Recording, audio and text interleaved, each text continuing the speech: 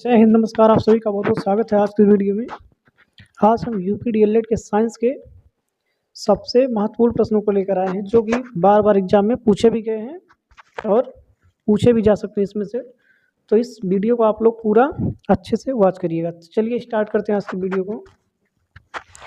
पहला प्रश्न हमारा है कि बलुई दोमट मिट्टी में रेत की मात्रा होती है, कितनी परसेंट होती है इसमें? 60 से 80%, या 50 से 60%, या 60% से कम, या 60 से अधिक। तो बलुई दोमट मिट्टी में जो है, इसमें जो रेत की मात्रा होती है ये होती है 60 से 80%। तो ऑप्शन नंबर ए इसका राइट आंसर हो जाएगा हमारा। नेक्स्ट प्रश्न इसमें दिया हमारा कि नियमित खाद के प्रयोग से होती है, क्या होता है इसमें? उपज की वृद्धि होती है, कि मिट्टी की वृद्धि होती है, या पानी की वृद्धि होती है, या इनमें से कोई नहीं। तो नियमित जो खाद के प्रयोग से होता है, इसमें जो उपज की हमारी होती है, पैदावार या उपज की इसमें वृद्धि होती है। ऑप्शन नंबर ए इसका राइट आंसर हो जाएगा। नियमित खाद के प्रयोग से उपज की वृद्धि होती है। नेक्स्ट प्रश्न है हमारा कि कंपोस्ट खाद बनाई जाती है। कंपोस्ट खाद किससे बनाई जाती है?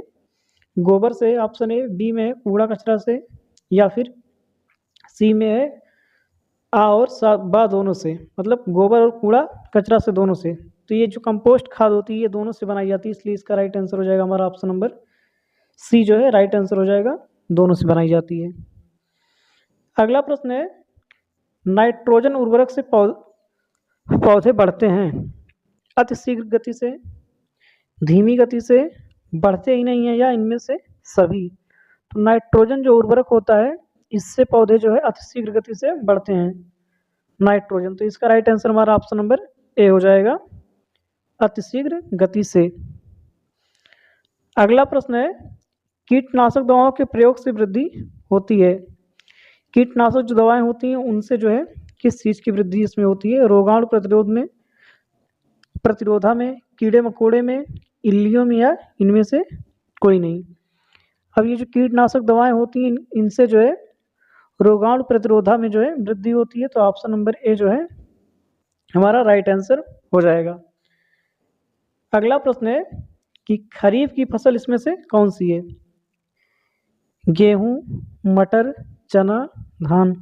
तो खरीफ की जो फसल है इसमें धान जो है हमारा खरीफ की फसल होगी। राइट आंसर हो जाएगा ऑप्शन नंबर डी जो है, धान जो है खरीफ की फसल है हमारी। अगला है, हैरो खेत से क्या निकालने के काम आता है? खरपतवार, मिट्टी, पानी, उपरोक्त सभी। तो हैरो जो है ये खरपतवार को निकालने के काम आता है, जो उसमें खरपतवार घास वास जो होते हैं। तो हमारा राइट आंसर ऑप्शन नंबर ए हो जाएगा। अगला प्रश्न है कि डिबलर में से बुआई नहीं होती है, या डिबलर से बुआई नहीं होती है, किस चीज़ की नहीं होती है? गेहूं की, चने की, धान की, बाजरा की। तो डिबलर से जो है ये धान की बुआई नहीं होती है। ऑप्शन नंबर सी इसका राइट आंसर हमारा हो जाएगा। ये वीडियो बहुत ही महत्वपूर्ण है आप लोगों के लिए, तो इसको आप लोग अच्छे से वॉच करिएगा। इसके पहले भी बहुत सारे वीडियो इस चैनल पे उपलब्ध हैं, तो आप लोग उसको भी देख सकते हैं। अगला प्रश्न हमारा कि सिंचाई की कटाऊ पानी विधि है, अपलावन या प्रवाह विधि, कूड़ विधि, क्यारी विधि, और फिर है छिटका विधि। तो ये जो है सिंचाई की जो कटाऊ पानी विधि है, तो ये जो है ऑप्शन नंबर ए अपलावन या प्रवाह विधि हो जाएगा। ऑप्शन नंबर ए इसका राइट आंसर हमारा हो जाएगा, राइट आंसर। नेक्स्ट प्रश्न है हमारा, अगला प्रश्न है कि बल का एसआई मात्रक क्या है? न्यूटन है, या जूल है, अर्ग है, मीटर है। तो बल का जो एसआई मात्रक होता है ये न्यूटन है, तो इसका राइट आंसर हमारा ऑप्शन नंबर ए हो जाएगा, बल का जो एसआई मात्रक होता है। अगला है एमकेएस पद्धति में कार्य का मात्रक क्या है? न्यूटन, जूल, मीटर, या न्यूटन प्लस मीटर। तो जो कार्य का मात्रक होता है एमकेएस पद्धति में, तो कार्य का मात्रक होता है हमारा जूल। तो राइट आंसर ऑप्शन नंबर 20 का राइट आंसर हो जाएगा। अगला प्रश्न है, किसी वस्तु में गति के कारण कार्य करने की क्षमता को क्या कहते हैं? जो कोई वस्तु गति करती है उसके गति करने की क्षमता को कौन सी ऊर्जा इसमें कहते हैं? गतिज ऊर्जा, स्थितिज ऊर्जा, यांत्रिक ऊर्जा, या विद्युत ऊर्जा। तो ये जो है गतिज ऊर्जा हो जाएगी, अगर कोई वस्तु गति करती है तो उसके कारण जो उसमें क्षमता होती है उसको हम लोग गतिज ऊर्जा बोलते हैं। ऑप्शन नंबर ए इसका राइट आंसर हो जाएगा हमारा। अगला प्रश्न है कि चिमटा किसका उदाहरण है? प्रथम श्रेणी उत्तोलक का, द्वितीय श्रेणी उत्तोलक का, तृतीय श्रेणी उत्तोलक का, या एक मशीन का? तो चिमटा जो है ये तृतीय श्रेणी उत्तोलक का उदाहरण है। ऑप्शन नंबर सी इसका हमारा राइट आंसर हो जाएगा। चिमटा जो है तृतीय श्रेणी का उत्तोलक है। अगला जो है हमारा प्रश्न, पुनः प्राप्त करने वाली नवीकरणीय ऊर्जा का स्रोत है, मतलब कौन सी ऊर्जा है जो पुनः प्राप्त की जा सकती है? ज्वार भाटा की ऊर्जा, बी है प्राकृतिक गैस, सी है कोयला, डी है पेट्रोलियम। तो जो पुनः प्राप्त की जाने वाली ऊर्जा है इसमें है ज्वार भाटा की ऊर्जा जो है, इसको हम लोग नवीकरणीय ऊर्जा का स्रोत कहते हैं। ऑप्शन नंबर ए इसका राइट आंसर हो जाएगा। अगला है पुनः न प्राप्त होने वाली अनवीकरणीय ऊर्जा का स्रोत कौन सा है? कोयले की ऊर्जा, सौर ऊर्जा, पवन ऊर्जा, या बहते हुए पानी की ऊर्जा? तो ये जो कोयले की ऊर्जा है ये जो है अनवीकरणीय ऊर्जा है, क्योंकि ये समाप्त हो सकती है, इसलिए जो है ये अनवीकरणीय ऊर्जा का स्रोत होगा। और बाकी सौर ऊर्जा, पवन ऊर्जा या बहते हुए पानी की ऊर्जा ये सब जो है समाप्त होने वाली ऊर्जा नहीं है। अगला हमारा है कि सौर ऊर्जा को सीधे विद्युत ऊर्जा में बदला जा सकता है। सौर ऊर्जा को किसके द्वारा जो है विद्युत ऊर्जा में बदलते हैं हम लोग? सोलर कुकर द्वारा, सौर जल उष्मक द्वारा, सौर भट्टी द्वारा, या सौर सेल द्वारा? तो इसमें हम लोग जो है सौर ऊर्जा को सीधे विद्युत ऊर्जा में जो बदलते हैं ये सौर सेल के द्वारा बदलते हैं। इसका राइट आंसर हमारा हो जाएगा ऑप्शन नंबर डी जो है सौर सेल के द्वारा बदलते हैं। अगला प्रश्न हमारा है कि कार्य जो है ये कौन सी राशि है? सदिश राशि है, अदिश राशि है, या न्यून राशि है, या इनमें से कोई नहीं? तो कार्य जो है ये अदिश राशि हमारा राइट आंसर हो जाएगा। ऑप्शन नंबर बी जो है राइट आंसर इसका हो जाएगा, अदिश राशि कार्य हमारी। अगला है कि ऊर्जा का मात्रक एमकेएस पद्धति में क्या है? किलोग्राम, केल्विन, जूल, या इनमें से कोई नहीं? तो ऊर्जा का मात्रक जो है ये जूल होता है। इसका right answer option number C हो जाएगा। अगला प्रश्न है कि यांत्रिक ऊर्जा कितने प्रकार की होती है? 3 प्रकार, 2 प्रकार, 4 प्रकार, या 6 प्रकार? तो यांत्रिक ऊर्जा जो है ये 2 प्रकार की होती है। ऑप्शन नंबर बी इसका राइट आंसर हो जाएगा। अगला है कि ऊर्जा का प्रमुख स्रोत क्या है? तो ऊर्जा का जो प्रमुख स्रोत है ये सूर्य है, तो इसका right answer option number B हो जाएगा। अगला प्रश्न है कि 1 जूल किसके बराबर होता है? न्यूटन मीटर के, या फिर 1 न्यूटन प्लस 1 मीटर के, या 1 न्यूटन प्रति 1 मीटर, या 1 मीटर गुणे सेकेंड? 1 जूल जो होता है ये हमारा होता है कि 1 न्यूटन गुणे 1 मीटर। इसका राइट आंसर ऑप्शन नंबर ए हो जाएगा, इसके बराबर होता है। अगला है निम्न में से सरल मशीन इसमें से है? पहिया, घिरनी, पेंच, या ये सभी? तो इसमें जो सरल मशीन है ये सभी जो है सरल मशीन है। इसका राइट आंसर हमारा हो जाएगा ऑप्शन नंबर डी जो है राइट आंसर हो जाएगा।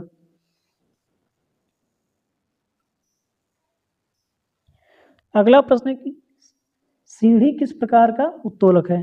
प्रथम, द्वितीय, तृतीय, या इनमें से कोई नहीं? तो सीढ़ी जो है ये तृतीय प्रकार का उत्तोलक है, तो राइट आंसर हमारा ऑप्शन नंबर सी हो जाएगा। सीढ़ी तृतीय प्रकार के उत्तोलक में आता है। अगला प्रश्न है हमारा कि सरल मशीन है। सरल मशीन इसमें से क्या है? मोटरसाइकिल, सिलाई मशीन, घिरनी, उपरोक्त सभी? तो इसमें सरल मशीन जो है घिरनी हो जाएगा। ऑप्शन नंबर सी इसका राइट आंसर हो जाएगा। अगला इसमें कि कोशिका का भाग इसमें से कौन सा है? संयोजी ऊतक, तंत्रिका ऊतक, केंद्रक ऊतक, फिर प्रोटोप्लाज्म? केंद्रक। तो जो कोशिका का इसमें भाग है ये हमारा है केंद्रक। इसका राइट आंसर हो जाएगा ऑप्शन नंबर सी जो है ये कोशिका का भाग है। अगला प्रश्न है कि जीवन का मूल आधार क्या है इसमें, प्रोटोप्लाज्म, साइटोप्लाज्म, जीवद्रव्य या सेंट्रोसोम। तो जीवन का जो मूल आधार है ये ऑप्शन नंबर सी जो है जीवद्रव्य इसका राइट आंसर हो जाएगा हमारा। अगला है प्रकाश संश्लेषण की क्रिया के आवश्यक तत्व हैं कार्बन डाइऑक्साइड, जल, प्रकाश या उपरोक्त सभी। तो इसमें जो प्रकाश संश्लेषण की क्रिया होती है इसमें कार्बन डाइऑक्साइड भी होती है, जल भी होता है, प्रकाश भी। तो इसका राइट आंसर हो जाएगा ऑप्शन नंबर डी जो है राइट आंसर हो जाएगा। अगला है कि मानव के शरीर में कितनी अस्थियां होती हैं। तो मानव के शरीर में ये तो बहुत ईजी है, 206 हड्डियां होती हैं। और अगर बच्चों के पूछा जाए तो लगभग 300 के आसपास उसमें होती हैं हड्डियां। अगला प्रश्न है कि श्वसन अंग इसमें से कौन सा है, हृदय, ग्रीवा, सुषुम्ना, फेफड़े। तो जो श्वसन अंग होता है ये हमारा होता है फेफड़ा। तो इसका right answer option number C हो जाएगा, लंग्स जो है राइट आंसर हो जाएगा। अगला प्रश्न है कि कंकाल तंत्र के कार्य क्या हैं। जो कंकाल तंत्र है उसका क्या कार्य होता है, शरीर को दृढ़ता प्रदान करना, ये भी होता है, श्वसन में सहयोग प्रदान करना, या रक्त कणिकाओं का निर्माण करना, या ये सभी। तो इसका जो कार्य होता है कंकाल का, तो ये सिर्फ शरीर को जो है दृढ़ता प्रदान करता है। इसमें ऑप्शन नंबर ए वाला हमारा राइट आंसर हो जाएगा। अगला है दांतों के ऊपर चढ़े आवरण को क्या कहते हैं। तो दांतों के ऊपर जो चढ़े आवरण होते हैं इनको हम लोग इनेमल बोलते हैं। ऑप्शन नंबर 20 का राइट आंसर हो जाएगा। अगला है दांतों को स्वस्थ रखने के लिए लेना चाहिए विटामिन ए और सी, विटामिन बी और सी, विटामिन ए और डी, विटामिन के। तो दांतों को स्वस्थ रखने के लिए हमको विटामिन ए और डी का प्रयोग करना चाहिए।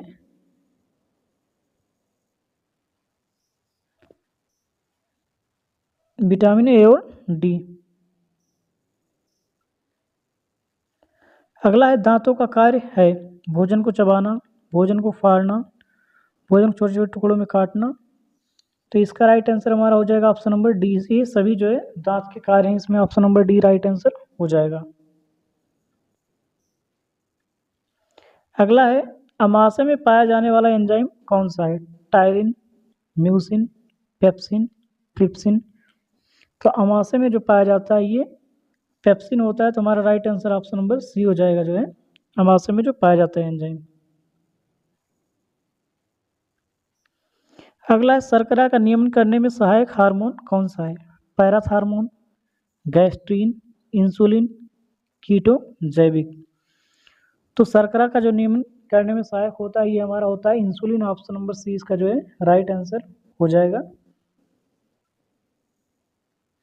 अगला प्रश्न है कि कैल्शियम तथा फास्फोरस के नियमन का कार्य करता है पैराथार्मोन, डाइबेटोजेनिक, रेनिन, पेप्सिन। तो इसका राइट आंसर हमारा हो जाएगा ऑप्शन नंबर ए जो है ये पैराथार्मोन हो जाएगा। ऑप्शन नंबर ए इसका राइट आंसर। अब इसमें कह रहा है कि जल में घुलनशील विटामिन कौन सा है। तो जो जल में घुलनशील विटामिन होता है वो बी सी होता है। तो इसमें जो है बी दिया है हमारा, तो राइट आंसर हो जाएगा ऑप्शन नंबर बी जो है। बाकी बी और सी होता है इसमें, और बाकी जो विटामिन है वो वसा में घुलनशील होते हैं। तो इसका right answer option number B हो जाएगा। अगला है दांतों की मजबूती के लिए आवश्यक है। तो इसमें दांतों की मजबूती के लिए आवश्यक है, इसमें कैल्शियम तथा फास्फोरस दोनों हो जाएगा। तो इसका राइट आंसर हो जाएगा हमारा ऑप्शन नंबर सी, कैल्शियम तथा फास्फोरस। अगला है कि पैकेट का दूध संरक्षित किया जाता है, मतलब इसको किसके द्वारा संरक्षित करते हैं, रसायनों द्वारा, हिमीकरण द्वारा, पाश्चुरीकरण द्वारा, या किण्वन द्वारा। तो ये जो है जो संरक्षित किया जाता है दूध के पैकेट को, तो ये पाश्चुरीकरण हो जाएगा हमारा option number C right answer हो जाएगा। अगला है कि परमाणु का समस्त द्रव्यमान निहित होता है, किसमें निहित होता है, प्रोटॉनों में, इलेक्ट्रॉनों में, प्रोटॉन तथा न्यूट्रॉनों में, इलेक्ट्रॉन तथा न्यूट्रॉनों में। तो परमाणु का जो समस्त द्रव्यमान होता है ये प्रोटॉन तथा न्यूट्रॉन में निहित होता है। तो हमारा right answer option number C हो जाएगा जो है प्रोटॉन तथा न्यूट्रॉन।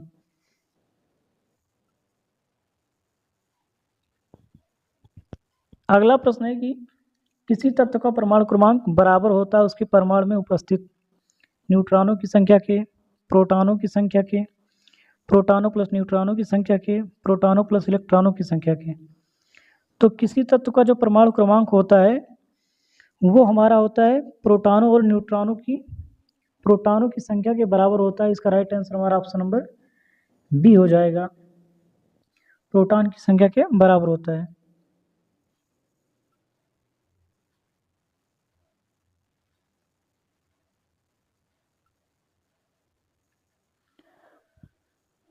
अगला है परमाणु के नाभिक में उपस्थित होते हैं प्रोटॉन तथा न्यूट्रॉन, प्रोटॉन तथा इलेक्ट्रॉन, इलेक्ट्रॉन तथा न्यूट्रॉन, इलेक्ट्रॉन तथा बीटा कण। तो परमाणु के जो नाभिक में उपस्थित होते हैं ये होते हैं हमारे प्रोटॉन तथा न्यूट्रॉन। ऑप्शन नंबर ए इसका राइट आंसर हो जाएगा हमारा। अगला है निष्क्रिय गैस का इलेक्ट्रॉनिक विन्यास क्या है। तो जो निष्क्रिय गैस होती है इनका इलेक्ट्रॉनिक विन्यास 2 और 8 होता है। Right answer option number C हो जाएगा। अगला है परमाणु द्रव्यमान का अंतर्राष्ट्रीय मात्रक क्या है। तो परमाणु द्रव्यमान का जो अंतर्राष्ट्रीय मात्रक है ये हमारा है कार्बन 12। इसका राइट आंसर हो जाएगा ऑप्शन नंबर ए जो है राइट आंसर हो जाएगा।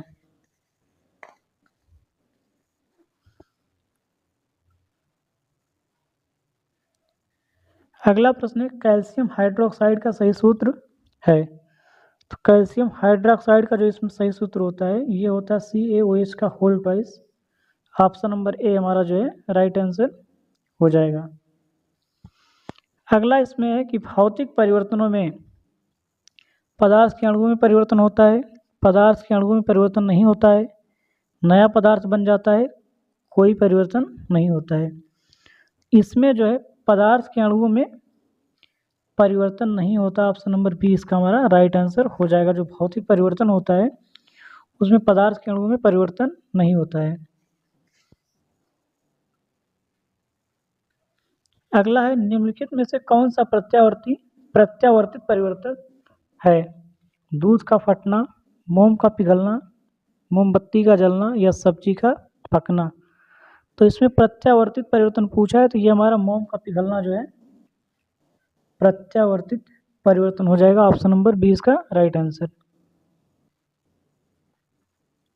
अगला है निम्नलिखित में से कौन सा रासायनिक परिवर्तन है। इसमें से कोयले को पीसकर पाउडर बनाना, कागज के बड़े बड़े टुकड़ों को छोटे छोटे टुकड़ों में बांटना, कागज का जलना, कांच की बोतल का टूटना। अब इसमें पूछा है कि रासायनिक परिवर्तन कौन सा इसमें है। तो हमारा इसमें right answer option number C हो जाएगा। जो कागज का जलना है ये रासायनिक परिवर्तन है। ऑप्शन नंबर सी इसका राइट आंसर हो जाएगा। अगला प्रश्न है कि ज्वालामुखी का फूटना क्या है। कौन सा परिवर्तन है। मंद परिवर्तन, अनुकूलन परिवर्तन, प्रत्यावर्तित परिवर्तन या अनियमित परिवर्तन। तो जो ज्वालामुखी का इसमें फूटना ये हो जाएगा अनियमित परिवर्तन। तो इसका राइट आंसर हो जाएगा हमारा ऑप्शन नंबर डी जो है राइट आंसर हो जाएगा।